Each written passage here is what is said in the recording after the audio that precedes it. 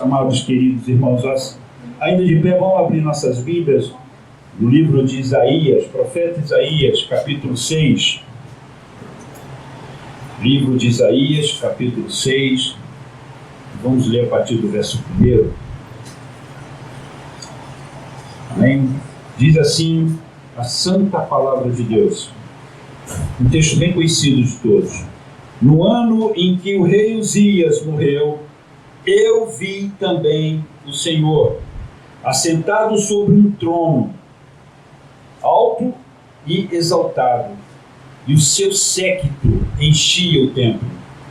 Acima estavam os serafins, cada um tinha 6 asas, com 2 cobriam a face, com 2 cobriam os pés, seus pés, e com 2 voavam.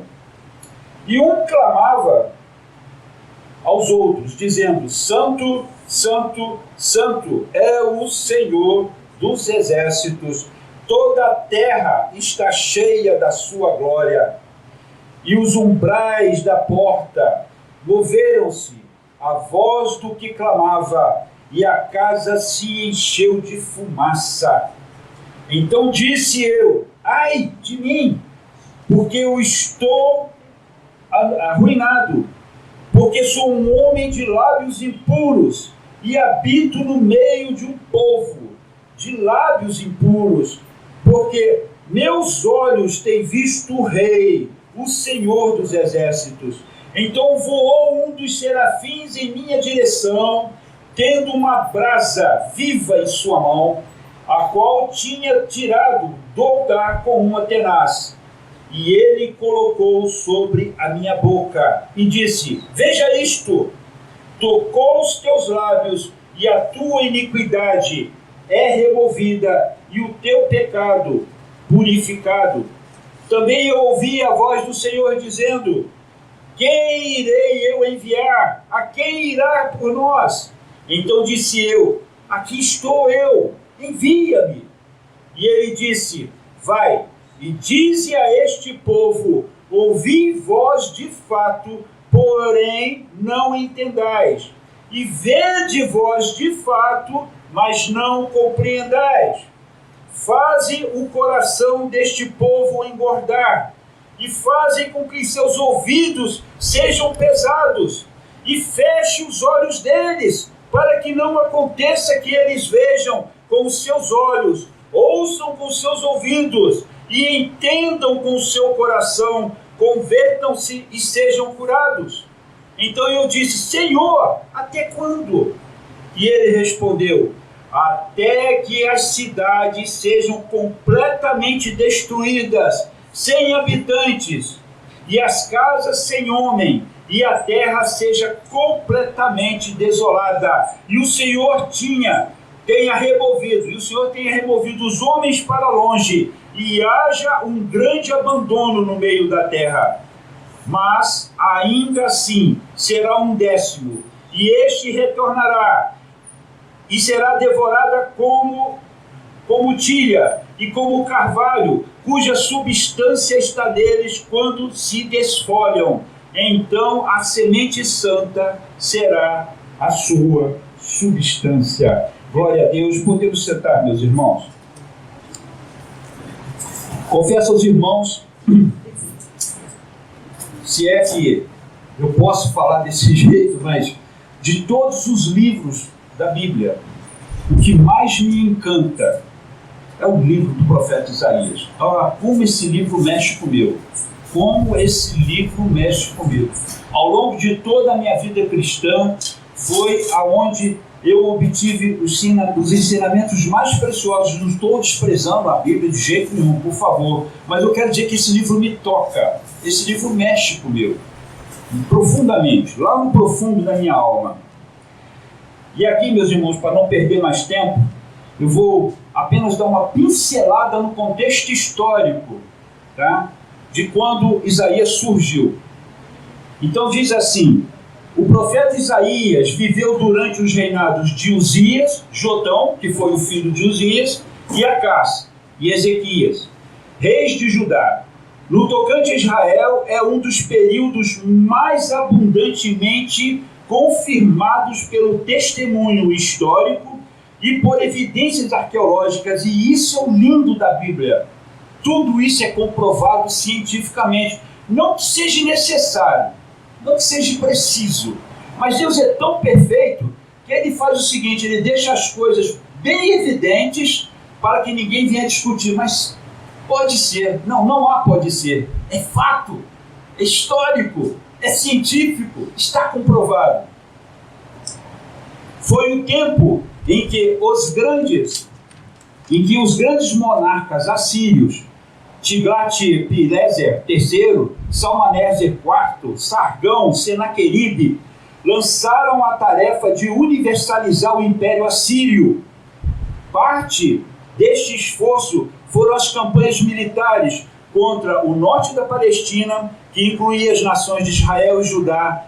Este é o pano de fundo do contexto histórico em que viveu Isaías. E aí nós vemos uma coisa extremamente interessante.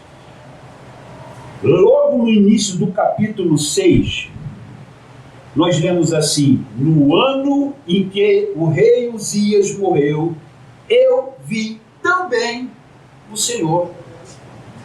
Esse também me chamou a atenção. Então ele diz assim: no ano em que morreu o rei Uzias, eu também vi o Senhor. Agora, interessante esse referencial. Por que Isaías? Porque aqui, gente, é como se ele estivesse abrindo o seu diário pessoal. Ele está mostrando um evento que aconteceu na vida dele, que mudou toda a sua história. Então, olha só como é que ele diz: no ano em que morreu Uzias, eu também vi o Senhor. Por que não no ano que eu completei o meu 25º aniversário, ou no ano em que eu ganhei de presente alguma coisa? Não, foi no ano em que morreu o rei Uzias. Ele falou isso porque a morte de Uzias teve um impacto tremendo, não somente na sua vida, como também na vida de toda a nação de Judá. E é sobre isso que nós vamos ver agora. Então, se lermos todo um relato de 2 Crônicas, capítulo 26, nós vamos ver ali um resumo. 2 Crônicas 26, nós vamos ver um resumo de quem foi o rei Uzias. E ele foi, eu não vou nem ler o que está aqui para a gente ganhar tempo, mas esse rei ele foi tremendo. De todos os reis, logo depois de Salomão, foi o rei que teve maior destaque. Eu vou dizer por quê. Esse camarada era extremamente inteligente. É um camarada que levou a nação de Judá a uma pujança econômica e militar de uma forma que nenhum outro rei depois dele o fez. Ele era um camarada que gostava da lavoura, ele amava a agricultura. E por causa disso ele fez um investimento pesado na agricultura, que fez prosperar a nação de Judá de forma tremenda. Além disso, era um visionário. Então ele tinha sob o seu comando 307 mil homens de guerra, na verdade 307.500, como diz o relato bíblico. Um exército poderosíssimo, porque todos estes homens eram muito hábeis na arte de guerrear. E ele, sabedor disso, ele investe nos equipamentos bélicos desse exército. E detalhe, meus queridos, ele cria objetos de guerra, armas de guerra, lançando mão da tecnologia que ele tinha na época, criando coisas incríveis. Havia armas que ainda não tinham sido projetadas pelos seus inimigos e ele já tinha feito, ele tinha inventado. Então seu exército era extremamente poderoso. Ele tinha mais de 2.600 comandantes que, distribuídos em todo esse universo de exército que ele tinha, sabiam comandar com precisão, protegendo todas as fronteiras. Então isso garantia a Uzias a sua soberania, o seu poder. Ele era extremamente respeitado. Era um camarada que fez grandes projetos para Jerusalém. A forma como ele conduziu todos esses processos foi magnífico. fez com que ele se destacasse no tempo dele. Mas aí aconteceu um negócio interessante com Uzias. Como acontece com todos nós humanos, quando não vigiamos. Entrou soberba no coração dele. Ele se engrandeceu. E ele achou que ele era alguma coisa. E aí um belo dia ele resolveu entrar no templo, queimar incenso. Algo que somente os sacerdotes podiam fazer. E ele entrou no templo com toda a sua soberba, com toda a sua altivez, dizendo: eu sou rei, eu sou o homem mais importante do mundo, comando uma nação poderosíssima, eu posso fazer isso. Naquele momento, os sacerdotes que estavam presentes falaram: não te cabe a ti, ó rei, não cabe a ti fazer isso. Isso é algo que compete somente a quem é sacerdote. E a Bíblia diz que ele se irou, se indignou contra os sacerdotes. Ele cometeu outro pecado ainda maior. E aí o que aconteceu? Deus o feriu com lepra. Naquele mesmo instante, apontou uma lepra no alto da sua testa. E naquela hora ele foi arrastado para fora do templo. E foi colocado isolado, porque vocês sabem como é que o judeu tratava a lepra naquele tempo. As pessoas eram excluídas da sociedade. E ele, rei, sendo bambambam, um poderosíssimo, foi colocado na sua casa. E seu filho começou a reinar junto com ele. Pelo menos essa parte é a história que diz. Agora vocês pensem numa coisa. Vamos lá. Vamos raciocinar. Quando Isaías surge, Isaías viveu todo esse período de pujança da nação. Ele estava ali vendo a nação dele prosperar, ele estava vendo todo mundo se dar bem. Há alguns relatos que dizem que Isaías não vinha de uma família pobre, vinha de uma família abastada. Há alguns que defendem a ideia de que ele era um aristocrata, que a família dele pertencia à aristocracia de Israel, de Judá. E aí esse camarada surge com 25 anos de idade, novinho. Todos nós aqui já tivemos essa idade. Eu já tive 25 anos. Misericórdia, faz muito tempo isso. E quando eu tinha 25 anos, eu achava que eu podia dominar o mundo, eu podia fazer e acontecer. Todos os jovens são assim. Faz parte da natureza da juventude. E Isaías não era diferente disso. Ele vinha numa sequência onde ele viu a sua terra prosperar, a sua terra crescer, os exércitos dos reis vencendo do rei, vencendo os filisteus, ganhando todas as batalhas. Era impossível derrubar essa nação de tão poderosa que ela era. Então ele veio nessa sequência e quando ele estava pronto para alçar o seu voo solo, Uzias morre. Uzias morre. E ele tinha apenas 25, 26 anos de idade.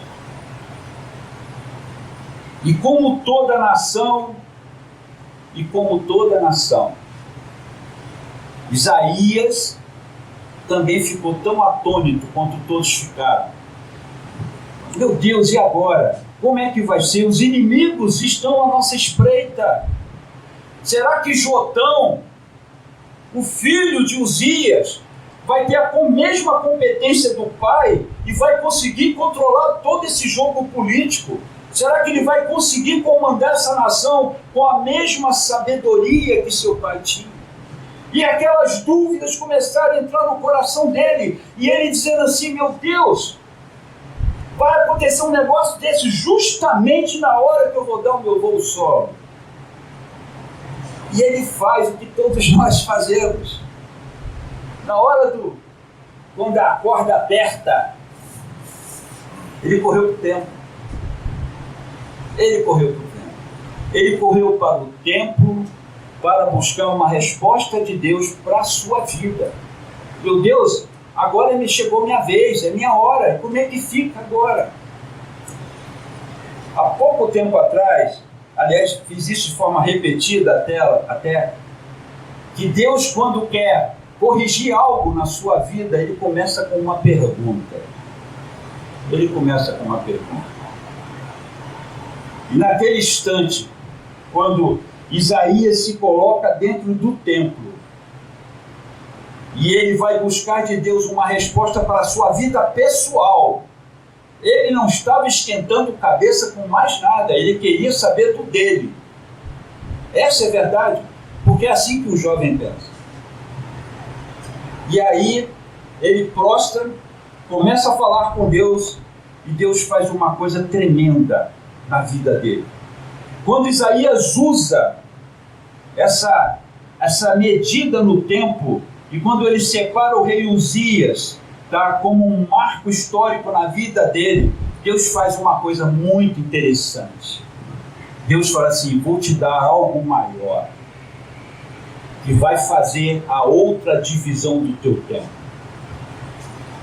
Vou te dar um outro divisor de águas que você não conhece. E Deus dá para ele uma visão estupenda, onde ele contempla Deus assentado no seu trono. E ele vê os serafins voando ali ao redor de Deus, cobrindo seus rostos, cobrindo seus pés e voando com as outras 2 asas, porque eles tinham 6 asas. E aquela visão é tremenda para ele. Ele vê todo o séquito de Deus enchendo o templo, as orlas do vestido, da roupa de Deus, inundavam o templo. Tudo isso tem um significado. Isaías é sacudido com aquela visão, e naquele momento ele não está nem mais pensando no rei Uzias. Naquele momento ele está cheio de medo, de temor, porque ele estava contemplando o rei, o Senhor do universo. Deus naquele momento estava dando para ele a seguinte resposta: Uzias morreu, mas eu ainda ocupo o trono. E o meu trono está acima do universo. E quem está no controle de todas as coisas sou eu, o Deus Todo-Poderoso. E eu sou soberano. Eu preencho todos os espaços. E quando Isaías contempla aquela visão, ele começa a ter esse entendimento. E aí ele dá um grito. Ele diz: ai! Ai! Ele fala assim: ai de mim, porque eu estou arruinado, porque sou um homem de lábios impuros e habito no meio de um povo de lábios impuros, porque os meus olhos têm visto o Rei, o Senhor dos Exércitos. Essa visão perturbadora sacudiu a estrutura dele, mudou a estrutura dele. Naquele momento, ele já não estava mais pensando nos seus projetos pessoais, ele já não estava mais preocupado com seus problemas, ele não estava mais nem aí, quer dizer, não estava nem mais pensando na possibilidade de toda a nação não ser mais a mesma a partir daquele momento com a morte do rei. Mas naquele momento ele começou a ter uma visão gloriosa, que, como eu disse, foi um delimitador, foi uma fronteira. Ou seja, Isaías antes da visão, Isaías depois da visão. Aqui eu aprendo 6 lições que eu quero falar rapidamente sobre elas. E a primeira lição que eu aprendo é que sem a visão de Deus estarei perdido nos meus temores. Irmãos, se nós não temos uma visão genuína de Deus nas nossas vidas, vamos continuar perdidos nos nossos temores, nos nossos desvaneios. Nós vamos começar a pensar sobre tantas coisas. Como esse mundo vai ficar, como é que vai ficar a minha vida e a minha aposentadoria, e o meu destino, e a minha casa, e a minha família. Todas essas questões vão vir como uma avalanche sobre você, porque você não tem a visão principal, que era o que Isaías precisava. Isaías, naquele momento, com 25 anos, ele estava preocupado com um montão de coisas, até a hora que ele entrou no templo. E Deus falou: vou mudar a tua história agora. Eu vou mudar a tua história agora. A partir de agora você tem outra fronteira. A partir de agora existe uma outra linha na sua vida. E Deus foi quando Deus mostrou para ele: eu estou no trono, eu estou assentado neste trono que está sobre todo o universo. Eu continuo comandando todas as coisas. Uzias morreu, mas eu estou vivo, eu estou aqui. E aqui, meus queridos, algumas coisas nos são ensinadas que eu queria compartilhar dentro desse tópico. A primeira delas é essa que eu falei. Deus mostrou para Isaías que ele era soberano e que ele ainda reinava sobre todas as coisas. A segunda coisa, nós aprendemos com os serafins. Interessante, eles tinham 6 asas, mas diante de Deus cobriam os seus rostos. As outras 2 eles cobriam os seus pés, e com 2 eles voavam. O que significa isso? A palavra serafim, tá, no hebraico, tá, quer dizer queimar, vem do vocabulário sarap, no hebraico, quer dizer queimar. Esses seres queimavam pela virtude de Deus, pelo zelo da pessoa de Deus. Eles eram tão tomados, e são tão tomados, né, porque existem, são tão tomados por esse zelo precioso, poderoso, que quando eles cobrem os seus rostos e cobrem os seus pés, eles estão dando a seguinte mensagem para a gente: nós entendemos que Deus é todo poderoso e que Ele é soberano, e por isso nós nos aproximamos dele com reverência, com temor e com tremor. Quando eles cobriam os seus pés, também estavam nos dando um recado. Nos aproximamos de Deus com humildade, porque reconhecemos o nosso lugar. Será, irmãos, que nós também reconhecemos o nosso lugar? A Bíblia diz que nós somos pó. E Deus conhece a nossa estrutura porque Ele sabe que nós somos pó. Mas será que nós nos entendemos ou nos vimos, enxergamos nossas vidas desta maneira como a Bíblia nos mostra? Mas por último, eles voavam com as outras 2 asas. Então, eles desenvolviam o seu serviço de ministração diante do trono de Deus. Mas eles faziam este serviço com humildade, com reverência e com tremor. Esta é a mensagem que eu aprendo aqui também com os serafins.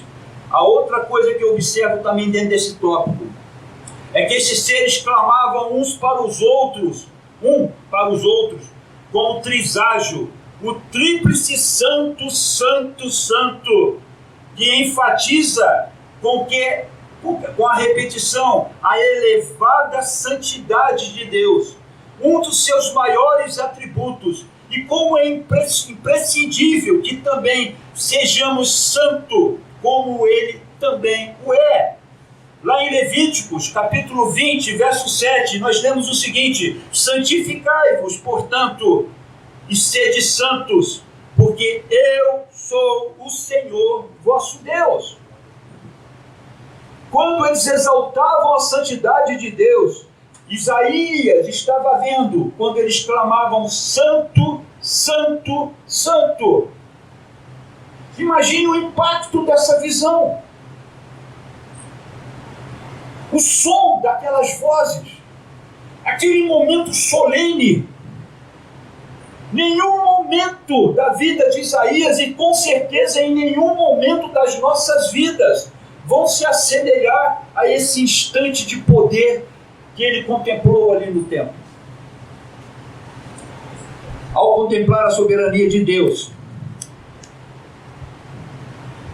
eu digo que o meu serviço a Ele deve ser com reverência e humildade. E ao contemplar que é necessário eu ser santo como Ele é, então o seu poder fluirá através de todo o meu ser, abalando a minha estrutura e mudando a minha vida, pois a presença dele estará em mim. Naquele momento, Isaías foi impactado de uma forma tão terrível que ele teve que falar: ai, ai, coitado de mim, porque eu acabei de contemplar algo tremendo e eu vou ser destruído por causa disso. Mas Deus, na sua infinita misericórdia, né, queridos, como sempre, fala para um dos serafins, e ele vai lá, pega uma brasa do altar. Lembre-se que ele está no templo. Pega uma brasa do altar e toca os lábios dele e diz: fique despreocupado, você acabou de ser purificado, o seu pecado foi perdoado, não se preocupe, você não vai ser destruído.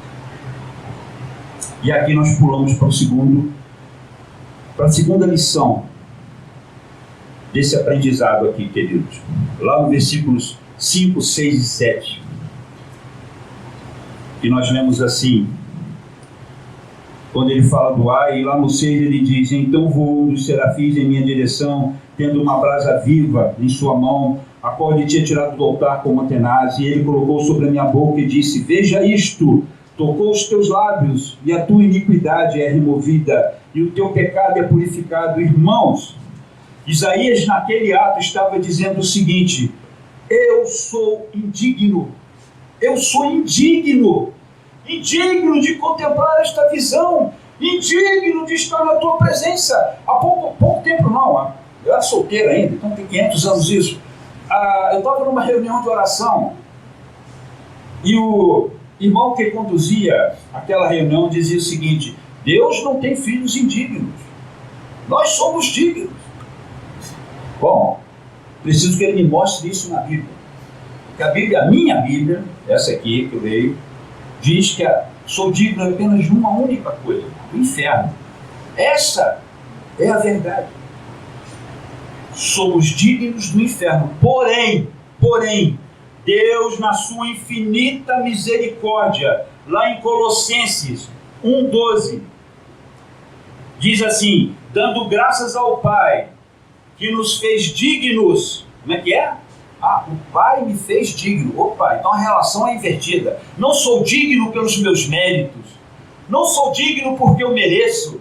Eu sou digno ou me tornei digno porque o Pai me fez digno. É o que está escrito aqui. E aqui diz mais: que nos fez dignos de sermos participantes da herança dos santos na luz. Ele nos livrou do poder das trevas e nos transferiu para o reino do seu amado Filho, em quem temos a redenção pelo seu sangue e o perdão dos pecados. Amados, é esta a verdade. Isaías, quando ele falou ele teve esse entendimento. Ele viu que ele não era nada, que ele não podia estar ali, ele não podia estar contemplando aquela visão, ele não podia estar diante de Deus.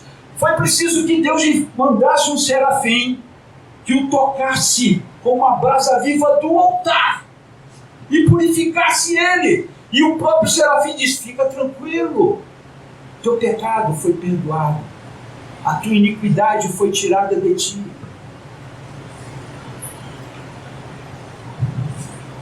A terceira lição que eu aprendo é que os nossos interesses passam a ser outros. Quando você recebe a visão de Deus, eu vou dizer um negócio para vocês: é impossível você continuar com os teus próprios projetos. Irmãos, é impossível. É como água e óleo, não mistura, não tem como misturar.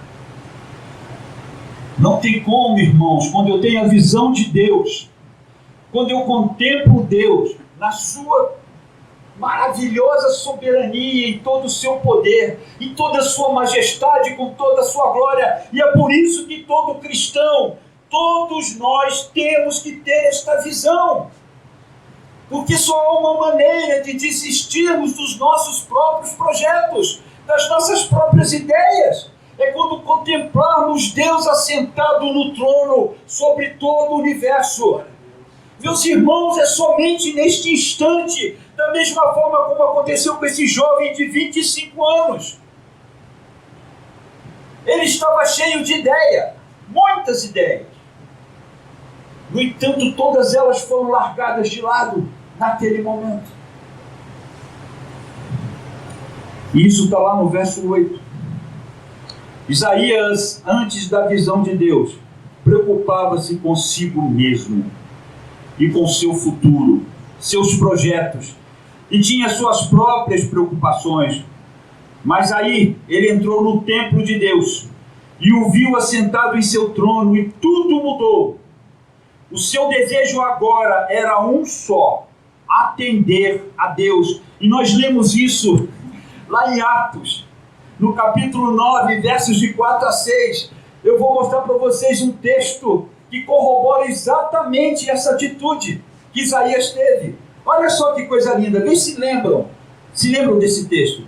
E ele, caindo em terra, ouviu uma voz que ele dizia: Saulo, Saulo, por que tu me persegues? E ele disse: quem és tu, Senhor?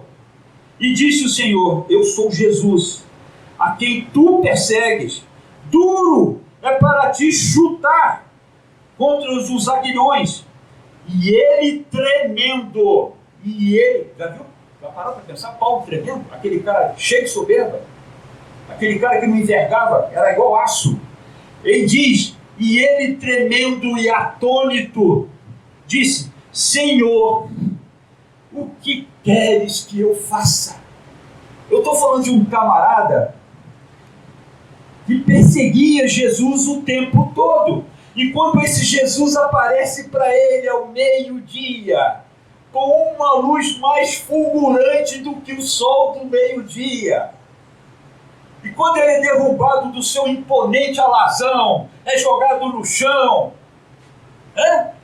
o Paulo poderoso, o homem que todos temiam, todo mundo tinha medo dele, porque ele era mau. Ele matava, ele arrastava os cristãos pelas ruas. É o que a Bíblia nos declara. Ele era ruim, muito mau. E aquele homem imponente, cheio de si mesmo: eu sou fariseu, fui criado aos pés de Gamaliel, tenho todo o conhecimento, falo várias línguas, minha família é uma família rica, eu sou um cidadão de Roma, o maior império que esse mundo conheceu.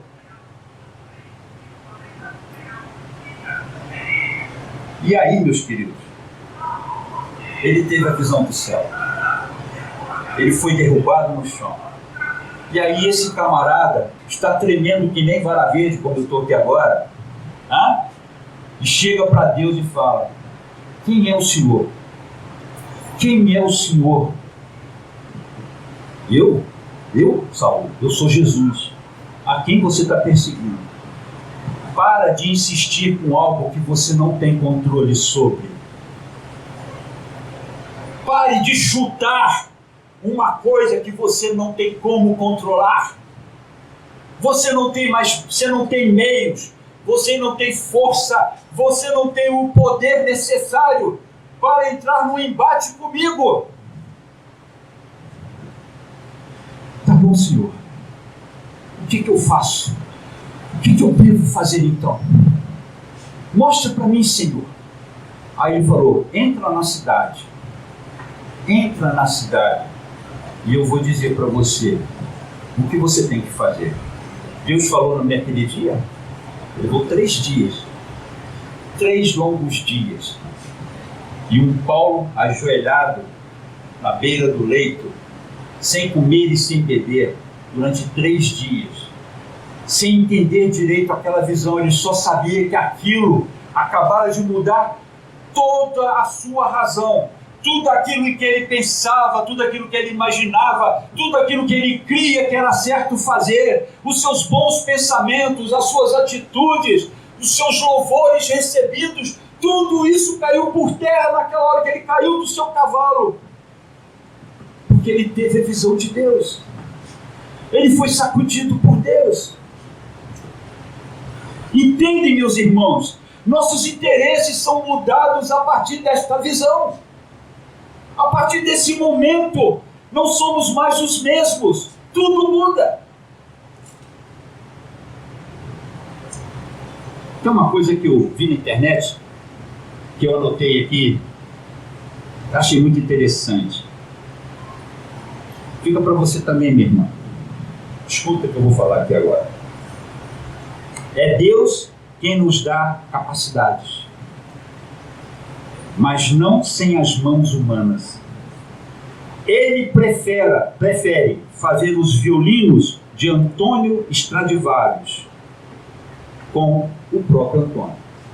Para quem não sabe, um dos violinos foi leiloado por uma grande casa nos Estados Unidos de leilão e alcançou a quantia irrisória de 3.500.000 dólares. Um violino. Eu li esse texto aqui e achei interessante. Deus faz os violinos Stradivarius, que são os violinos mais perfeitos do mundo. Mas ele faz esses violinos com o próprio Antônio, que é o dono deles.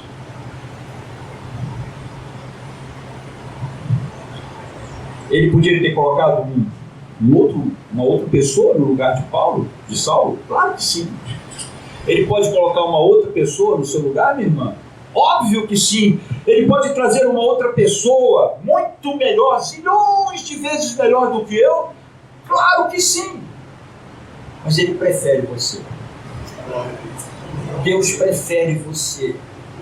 Ele quer que você tenha essa visão.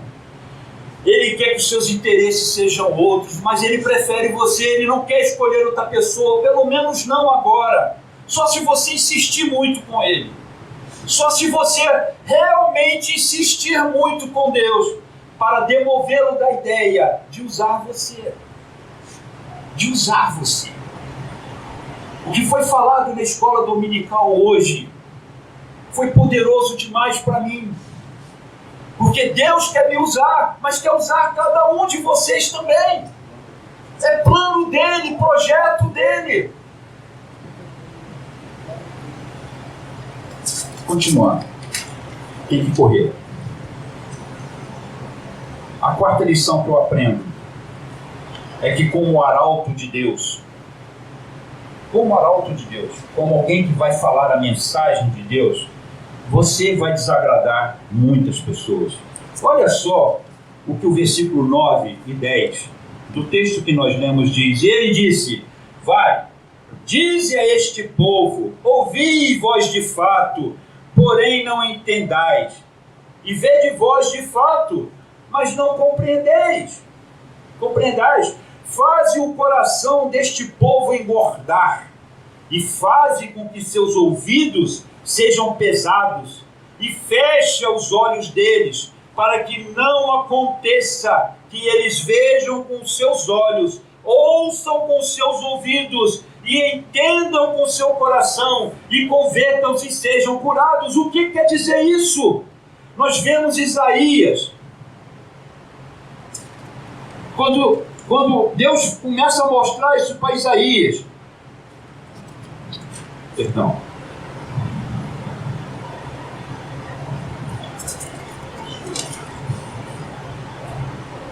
os homens são obstinados em fazer aquilo que é pecaminoso. É só para explicar para vocês, porque esse texto, ele ao mesmo tempo que ele é contundente, ele passa a ser controverso naquilo que ele expressa. Os homens são obstinados em fazer aquilo que é pecaminoso. Eles se deixam enganar por atrativos e violam suas mentes para que possam desprezar o julgamento de Deus e assim ter alguma liberdade para cometer pecado.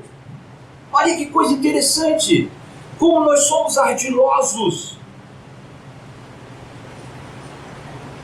Eles se bajulam, imaginando que o que é pecado não é pecado, ou por alguma desculpa, ou por pretensão ociosa, diminuem a sua enormidade. E tem mais, pregando a verdadeira mensagem de Deus, fará com que muitos se afastem de nós, o que nós chamamos de cegueira judicial. Ou seja, essas pessoas já estão condenadas porque querem ficar assim. Elas preferem permanecer assim. Preferem dizer, não, mas isso não é tão ruim assim. Olha, a Bíblia está sendo muito exagerada nas suas declarações. Não, a Bíblia precisa ser atualizada. Como podemos encarar o mundo moderno com um texto desse? Tão arcaico. Achei interessante quando ele diz: eles se deixam ou se permitem ser enganados pelos atrativos que violam suas próprias mentes. Eles sabem que estão errados, mas se sentem atraídos em menosprezar, em desprezar o julgamento de Deus e de descer o status dentro do pecado. Ou seja, aquele pecado gravíssimo, aquilo que Deus abomina na sua palavra, descem o status para um nível suave, leve. Não é tão ruim assim. Nós lemos lá em Atos, capítulo 18, versos 5 e 6, quando Silas e Timóteo vieram da Macedônia, Paulo foi impulsionado no Espírito e testificou aos judeus que Jesus era o Cristo. Agora preste atenção. Mas quando eles se opuseram e blasfemaram, ele sacudiu as suas vestes e disse-lhes: seu sangue esteja sobre suas próprias cabeças. Eu estou limpo. A partir de agora irei para os gentios. Eles não queriam saber de Deus. Paulo enfatizava nas sinagogas, discutia com eles em público, mostrava para eles a verdade, mas eles não queriam saber. Cegueira judicial. E é o que paira sobre todo este mundo. Então alguns vão te escutar? Sim, claro. Deus sempre tem um remanescente fiel a Ele. Mas muitos não vão querer te ouvir. Deus preveniu Isaías sobre isso. Porque quando Isaías chega para Deus e diz: eu estou aqui, você está aí. Então deixa eu te dizer, vou te dar uma missão. Volta-te para o teu povo. Olha só, volta para o teu próprio povo e dize-lhes isto. É o nosso caso, irmão. Nós temos uma outra linguagem. Na realidade, nós temos uma linguagem que é a mesma, desde o início. A outra linguagem é a deles. Mas a nossa linguagem continua sendo a bíblica. Nós não arredamos o pé do que ela diz um só milímetro. Não nos afastamos dessa verdade. E aí Deus chega para você agora e diz assim: agora, você quer me servir? Então volta para o seu povo e dize-lhes, fala para eles que há um juízo se aproximando, que algo vai acontecer.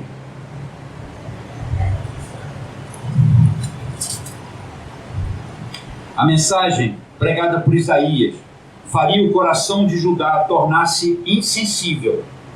Eles ficariam com um entendimento estúpido, como se fossem gado, insensíveis, preguiçosos. Já viram vaca no pasto, meus irmãos? Você chega lá na vaca, lá na cerca, lá, olha para a danada e ela está assim, olhando para a tua cara e está assim. E você faz chacota dela, e você fala com ela, e ela continua.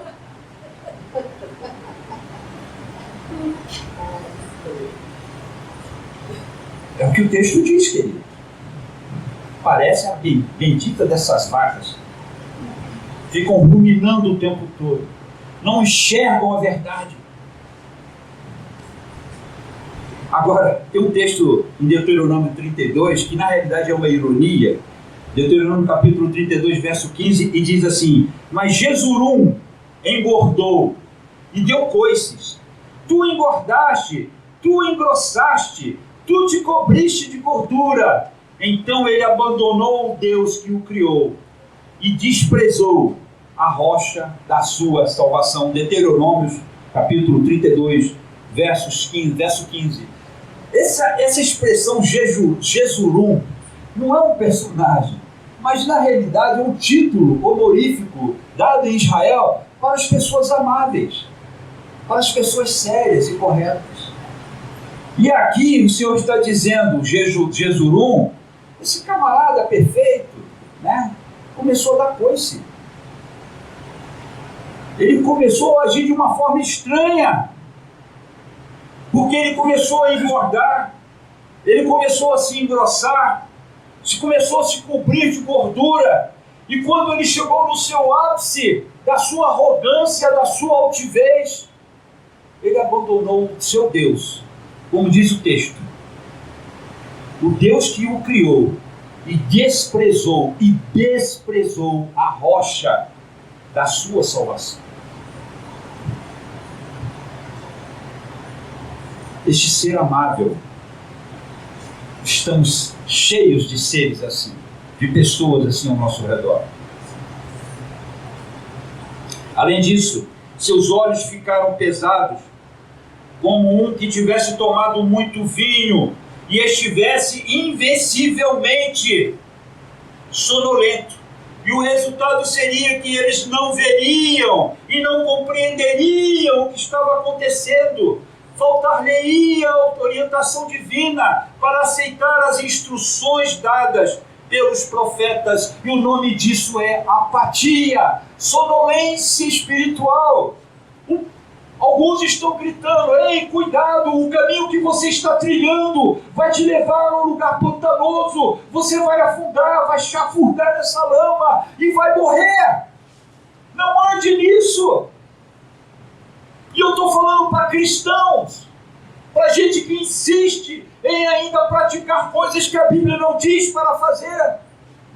E nós aqui do outro lado, outros como nós espalhados por toda esta terra, porque isso não é prerrogativa só nossa, mas a gente avisa: cuidado, este caminho é pantanoso. Mas estão sonolentos. Quantas vezes acordei de madrugada para beber água, ou para ir ao banheiro, e no meio da minha caminhada dava um tropeção que me despertava na mesma hora, por causa da dor que eu sentia. Mas já era tarde, tinha acabado de acertar alguma coisa. Os ouvidos espirituais do rebelde povo de Judá seriam fechados ao som da mensagem profética. Os esforços de Isaías falhariam no caso da grande maioria. E às vezes ficamos decepcionados, mas foi o que aconteceu com Isaías. O próprio texto sagrado, e se você ler todo o livro, você vai ver que Isaías teve pouquíssimo êxito junto ao povo, tanto que este povo foi julgado. Nabucodonosor, graças a Deus, Deus poupou Isaías disso, porque 100 anos depois, Judá foi invadida, arrasada, primeiramente pelos assírios, depois Nabucodonosor veio e fez a festa. No Oriente, isso é um costume, tá? Que eu vou ler agora. No Oriente havia 2 atos terríveis que ilustram esse versículo. Os olhos dos cativos eram arrancados ou eram selados, ou seja, costurados, de forma que o homem não podia mais enxergar. E tudo isso nos leva a um vislumbre da lei da semeadura e da colheita, registrada em Gálatas capítulo 6, versos 7 e 8. O que plantamos, colhemos. Irmãos, insistir no erro é algo que Deus vai fazer, Deus vai te sacudir, que Deus vai falar com você, e que Deus vai te mostrar que você está errado. Mas se você continuar insistindo, a Bíblia diz, lá em 1 Tessalonicenses capítulo 5, se eu não me engano, diz que nós temos a capacidade de apagar o Espírito Santo em nós. A expressão usada ali no grego é extinção, é a retirada dele, de nós. E nós temos esse poder, irmãos. Muita gente acha que não, mas é o que está na palavra. Quando insistimos em pecar, quando continuamos a fazer as coisas que a Bíblia diz para nós não fazermos. Vamos encerrar agora, meus queridos. A quinta mensagem, a quinta lição que eu aprendo aqui é a urgência da mensagem, que está registrada no versículo 11 e 12.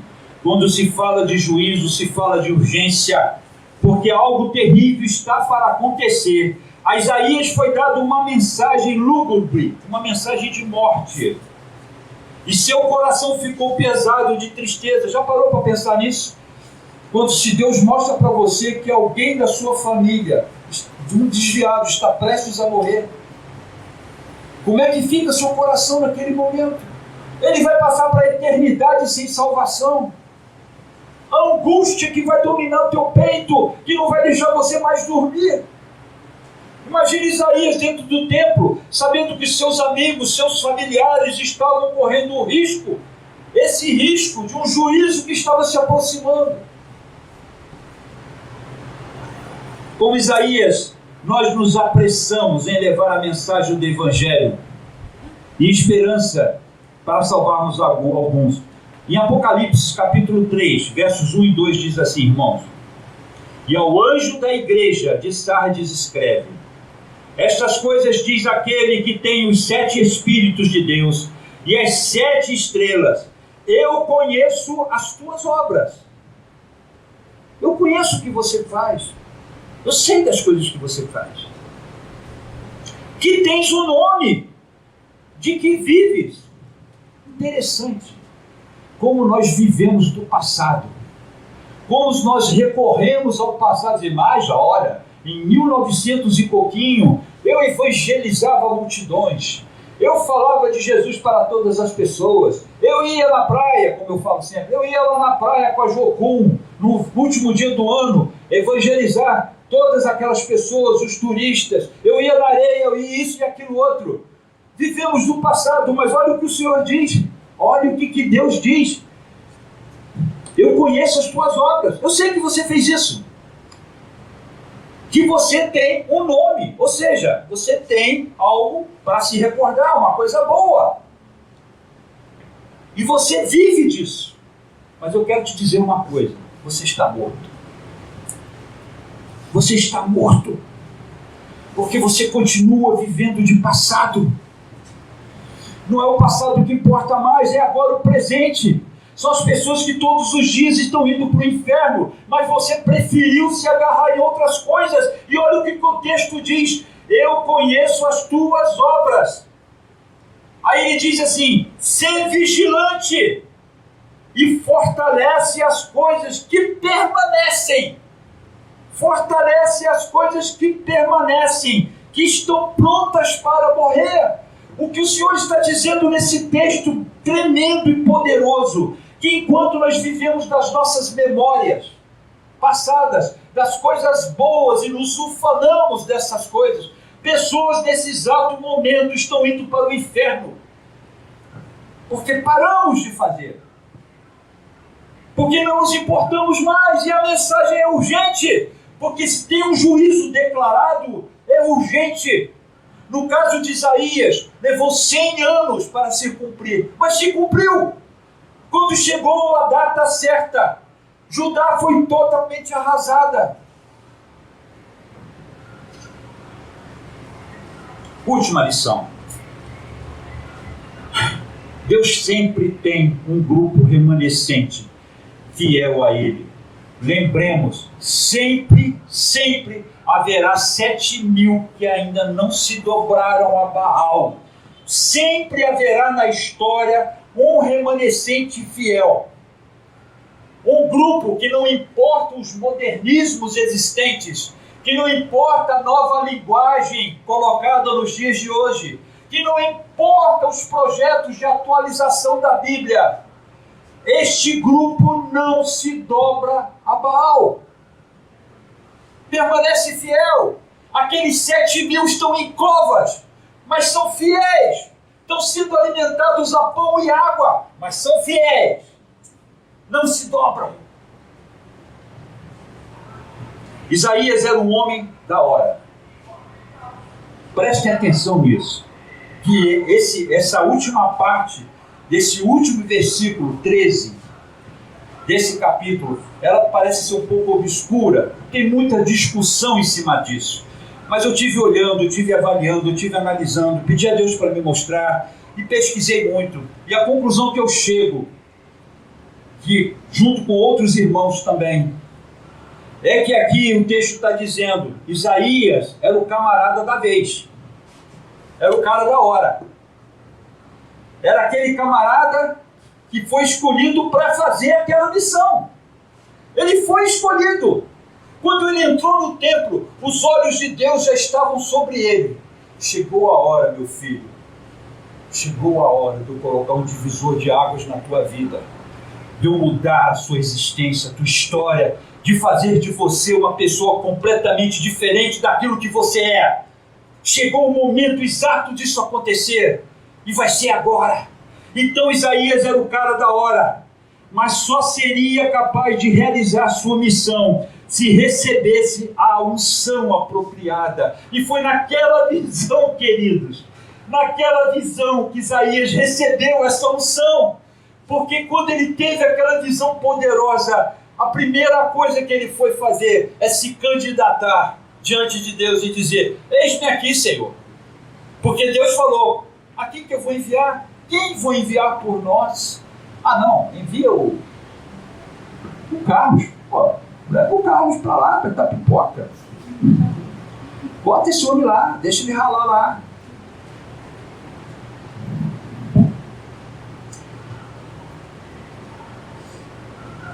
Em Mateus capítulo 20, versos de 1 a 16, todo o texto, o célebre texto dos trabalhadores da última hora. Aqueles caras que foram arregimentados no último horário do expediente. Quando o sinal da fábrica ia tocar. Eita! Aquele horário, 1 hora para acabar o expediente, apenas 1 hora. Isaías foi esse camarada, gente. Isaías foi esse cara, foi o cara da hora, e nós somos os caras da hora também. Cada um de vocês que estão me vendo pela internet agora, não rejeite o teu chamado. Não rejeite o teu chamado. Não faça pouco caso deste chamado, porque Deus tem uma obra contigo. Neste último momento da terra, faltavam 100 anos para Isaías, para tudo aquilo que Deus mostrou para ele acontecer. Mas aconteceu.